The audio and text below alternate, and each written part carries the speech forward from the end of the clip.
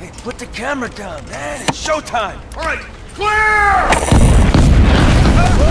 That's it! Grab what you can! Hey, we got some good stuff, man. Hurry up and help me with these walls, man. Come on, we gotta move. Doing something awesome.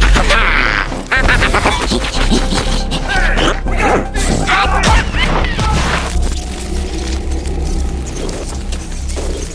Turn on the generator! Oh, here they go! The generators now!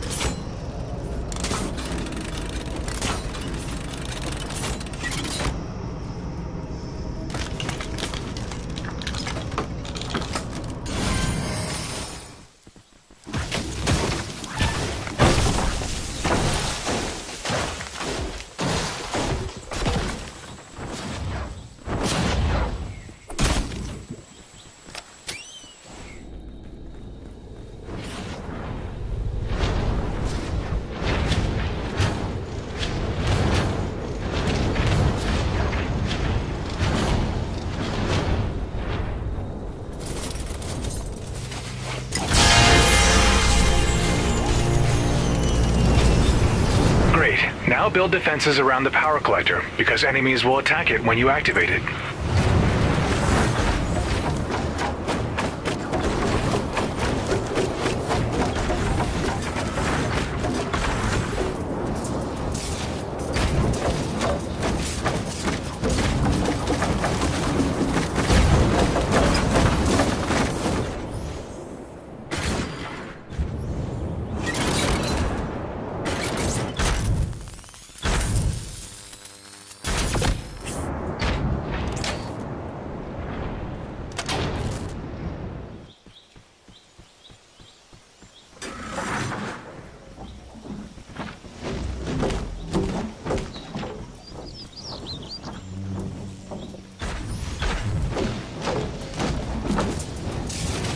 Atlas activated.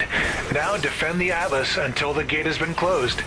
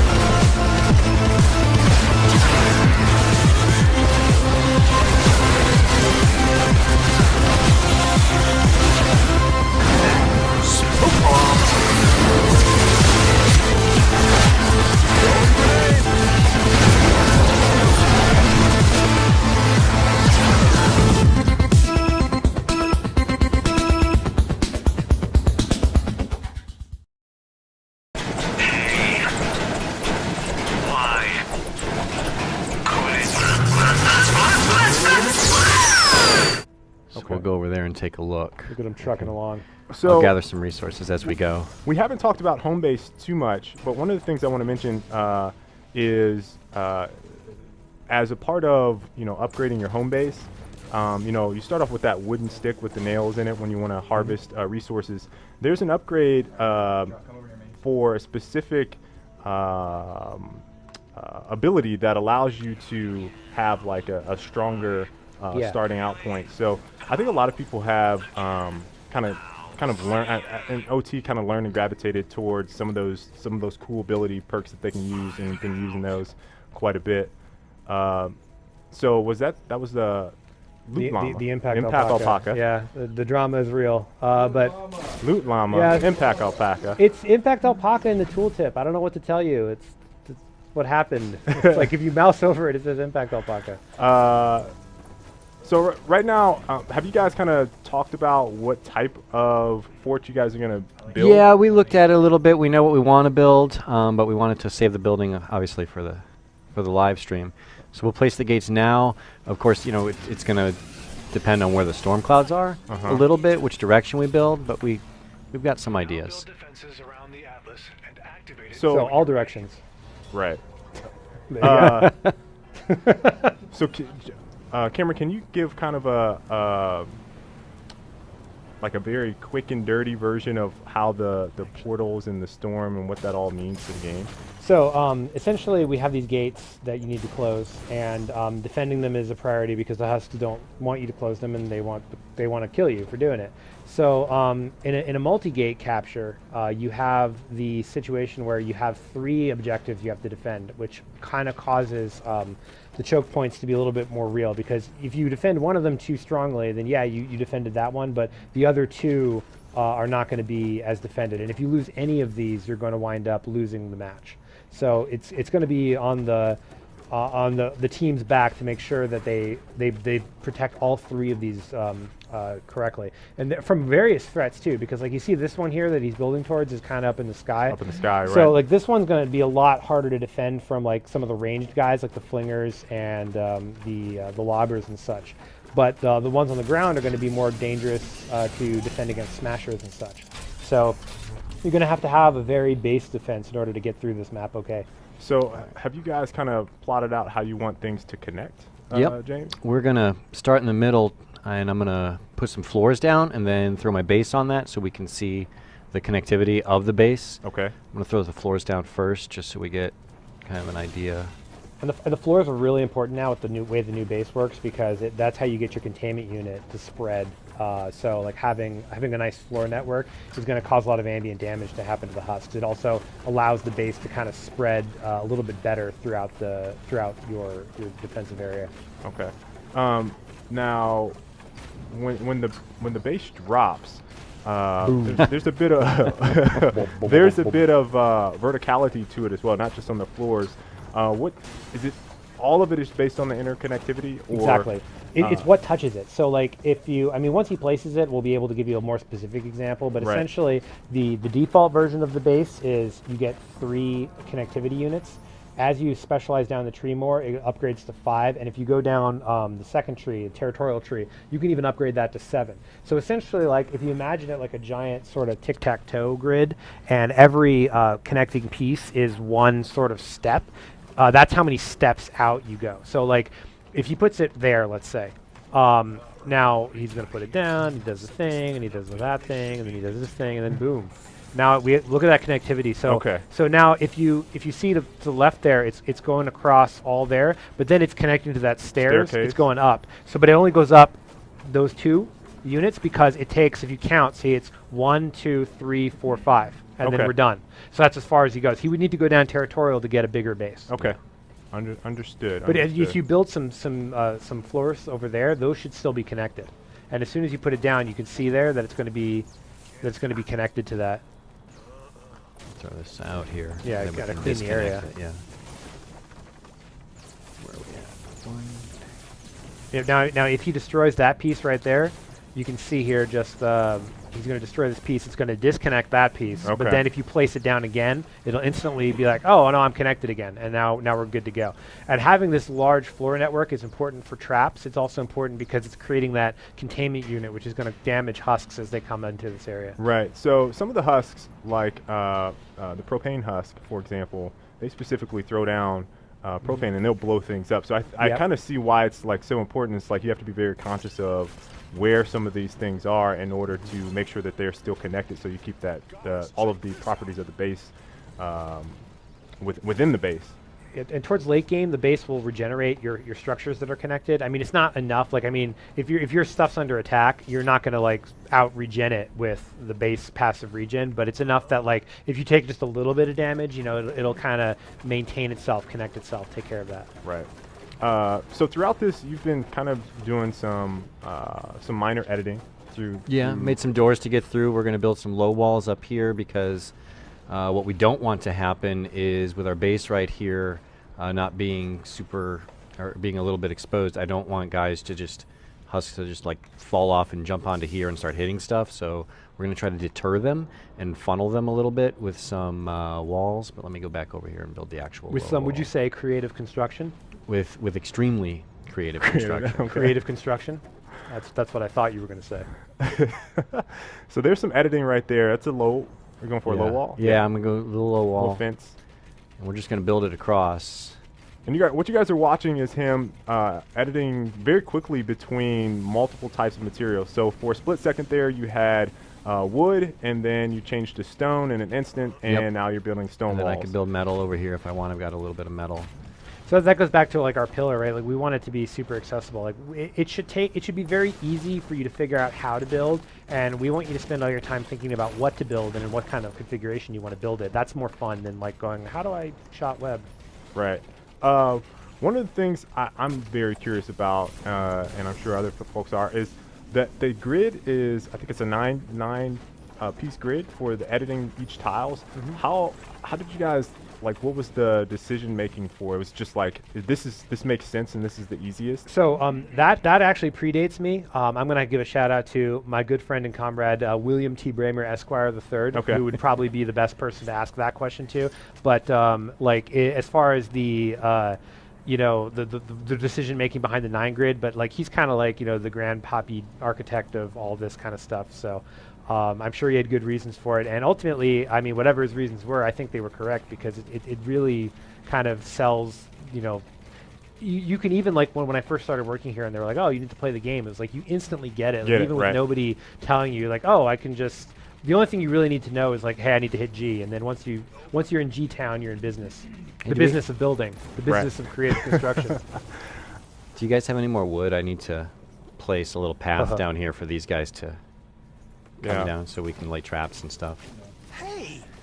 That would be great. Thank you. Oh, wow. Look what they've done up there. Oh, I see there's a sky bridge up there up top. Don't you have recycling? Shouldn't you check your base? Oh, I've been checking periodically. Yeah, look, you can see right there. You got some stuff going on. Some metal. Look at that. Thank you, sir. Now, there's several ways. I think we kind of get this question on and off during OT is, can you trade with folks some resources within the game if you're low on resources? That was a good example there. So you had, was that Jeff that came over and dropped off some wood for you?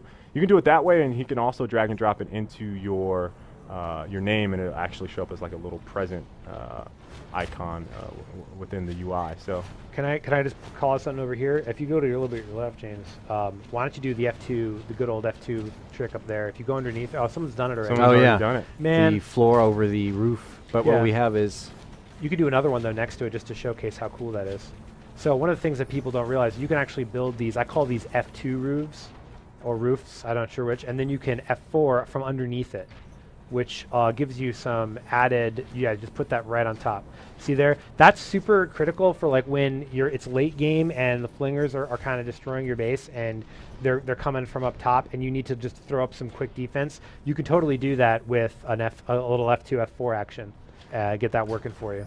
I'm actually going to throw an anchor. One thing that we found that's pretty effective with floating gates is, as a lot of people might know, if you destroy the base, the gate dies, right? So if the husks come by and take all the anchors away, your gate is done. Your gate is done, right? So what we'll do a lot of times is, and this might take more resources than I have. Hopefully it doesn't. And hopefully I can lay a floor down from somewhere over here. And no, I'm gonna edit this wall and then do it. Is we'll anchor it to something far away that the husks just won't touch. Ah. So just go out this way. Might not be the prettiest thing in the whole wide world.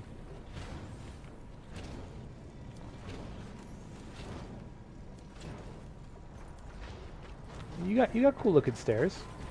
That's pretty legit. Yeah. I give you a 7.3 out of 15 in the legit figure. I'm gonna run down this way. And so you're going to connect it to the This house. building over here? Okay. That tree's Absolutely. totally in the way. Yeah, we're gonna have to hit this guy. You're gonna have to hit the tree. Turn away, Greenpeace. All right, here we go. And we're connected. So now, not only do they have to take down all those other ramps, but they'd have to take down this whole house, which is far away, and they probably won't go for it. Right. Oh, that makes sense. That's some next level strategy right there, for sure. So, have you guys plotted out who's defending what? No, we haven't, because we didn't know where everything was going to come from. Okay. At this point, though, I think we're pretty built up, minus quick kill corridor down the south side. You got to make sure you double up wherever Dom is. As long as he can actually stay in the game, we'll be okay. Is Dom the weak link? I don't think that's fair. I think Dom is. I don't know if that's the case. Yeah, I think Dom is a baller.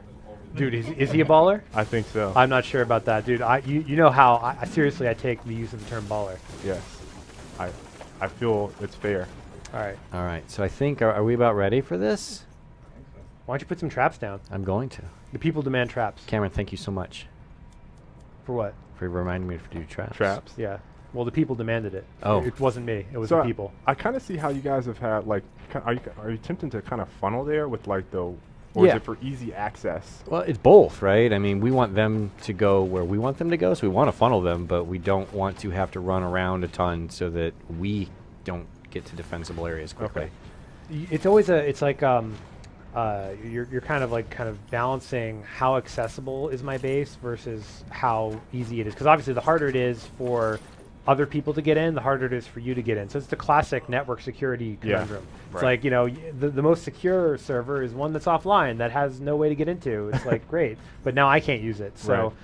you do have to be able to get around to the base, because at some point somebody over there is going to scream, "Oh my God, there's a dude and he's messing up my thing," and then you need to get over here, and then you won't be able to because you made the base too impenetrable. So one of the things that we haven't seen just yet is some upgrades. So the constructor can upgrade, fortify a lot of these walls to level 3, Yeah. which is the only hero that can actually do that. The other heroes can upgrade to level 2. So Pick something quick I first. would pick something that will upgrade relatively quickly. So this wood right here is level 1. We can upgrade it to level 2, make it stronger,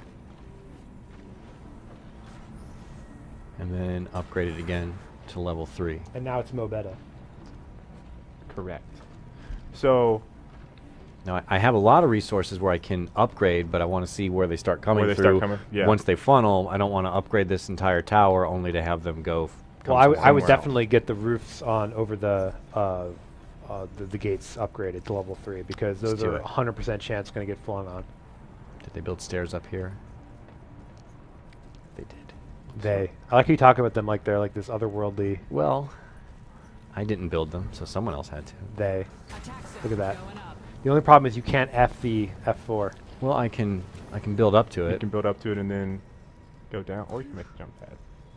I made a couple jump pads already. Can I even do this? Those jumping skills. Hyper legitimacy. The- Your legitimacy grew 3 sizes. you should get all those roofs, man. It's gonna AOE. There you go. There we go. Oh, we got a wood. The people will thank you later on. All right, let's see what this one has over it. So I'm really liking how you guys are thinking about this base. Very interconnected. Lots of easy access, walkways, balconies, staircases, winding staircases. Yeah. I don't know if we have time or if you want me to try to go back and get a look at it. It's probably impressive. I but think we still have some time before. There looks like some resources were dropped out there. yeah, they were harvesting for a bit before I got in here. Look at all that wood. So we're taking a look. Let's take a Are look. you gonna get? Are you gonna? Yeah, I'm get gonna a- go back up on that house. Oh but yeah, you get a nice view.